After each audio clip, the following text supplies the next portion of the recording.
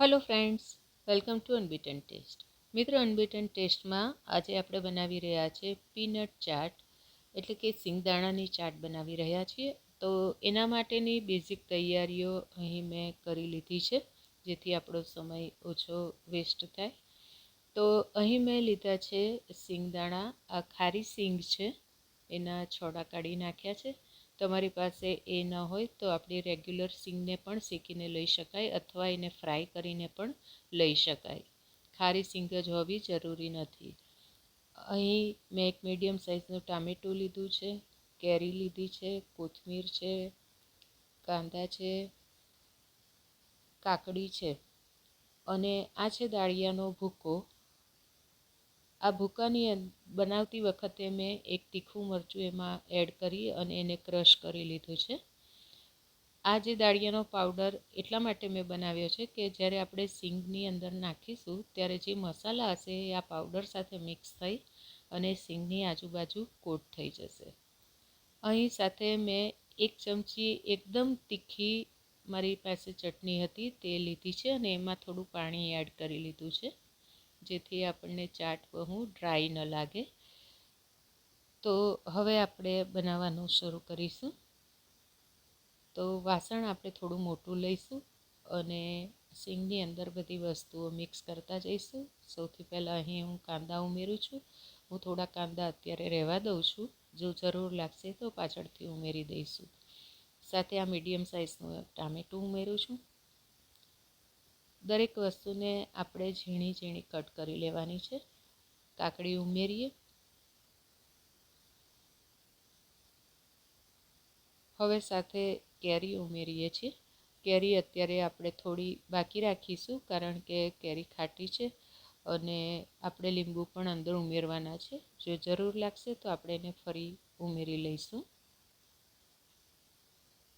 હવે જે દાળિયાનો ભૂકો મરચું નાખીને તૈયાર કર્યો છે એ આપણે અંદર એડ કરી લઈશું.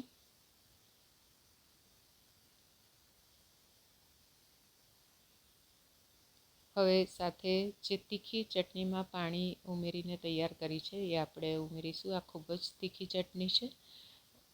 તમારી પાસે જે પ્રમાણે તીખાસવાળી ચટણી હોય તે ઉમેરી શકાય. જો ચટણી ન હોય તો તમે મરચાંને ઝીણા કટ કરીને પણ ઉમેરી શકો.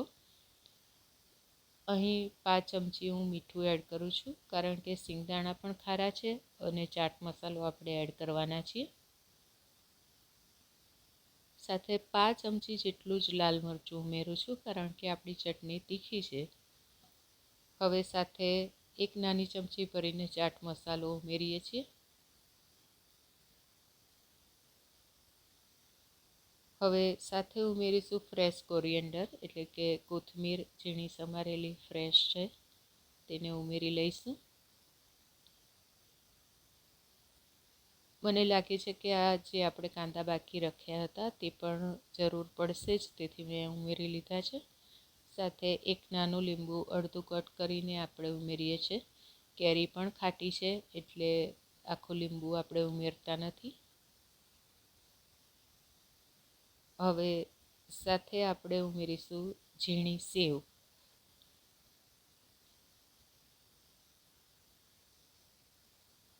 અને બધી જ વસ્તુઓને આપણે સારી રીતે મિક્સ કરી લઈશું. મિત્રો, અહીં સલાડમાં જે આઈટમો મેં અંદર નાખી છે એમાં તમને જે વધારે પસંદ હોય તેનું પ્રમાણ વધારે રાખી શકો. અને માનો કે કોઈક આઈટમ આમાંથી ન હોય તો એને સ્કીપ કરી શકાય. આમાં તમે દાડમના દાણા પણ ઉમેરી શકો છો. ઘણા લોકો કેપ્સિકમ પણ ઉમેરે છે. ગાજર હોય તો તે પણ ઉમેરી શકાય. તો આપણે આપણી ઈચ્છા મુજબ અને જે ટેસ્ટ પસંદ હોય એ પ્રમાણે એને મોડિફાઈ કરી શકાય છે. તો અહીં આપણી ચાટ તૈયાર થઈ ગઈ છે. આપણે એને સર્વિંગ બાઉલમાં કાઢી લઈશું. તો અહીં એક બાઉલની અંદર આપણે એને શિફ્ટ કરી લઈશું. મિત્રો, આ ખાવામાં ખૂબ જ હેલ્ધી છે અને બાળકોને તો અતિ પ્રિય છે. જો એકવાર ખાશે તો વારંવાર આ પ્રમાણે એ ડિમાન્ડ કરશે. તો જરૂર એકવાર ટ્રાય કરજો આ રેસીપી. આપણે જ્યારે સર્વ કરતા હોઈએ ત્યારે એને ફરી પાછો ઉપર કોથમીર અને સેવથી ગાર્નિશ કરી લઈશું.